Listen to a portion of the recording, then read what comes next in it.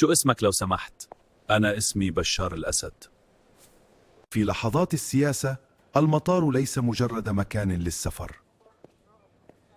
اليوم كل الأنظار تتجه إلى مدرج واحد.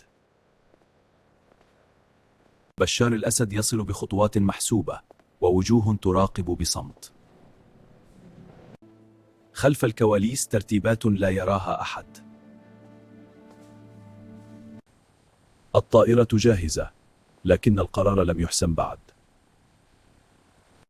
الوجهة سؤال يتردد في كل زاوية. الممر طويل والقرارات أثقل من الحقائب.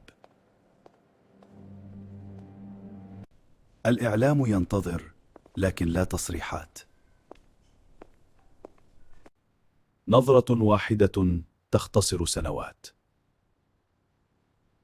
في صمت الليل وصل إلى موسكو. لم تكن زيارة عادية، بل انتقالا إلى بيت محمي. داخل البيت المحمي اجتمع مع عائلته في صمت ثقيل. لا تصريحات، فقط نظرات تحمل ما لا يقال. أحيانا حتى من يملك السلطة يجد نفسه أمام قرار ثقيل. حتى خلف الجدران المحمية لا يختفي التوتر. حين تضيق الخيارات تختلف الرؤى. خرج وحدي الدرامية.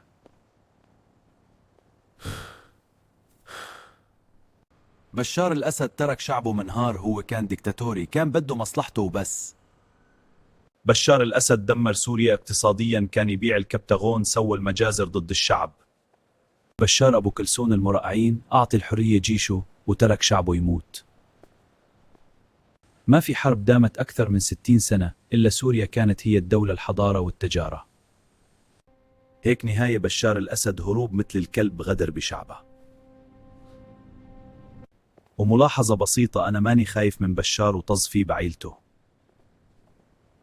لو أعجبتك القصة عن أبو كلسون حط لايك واشتراك.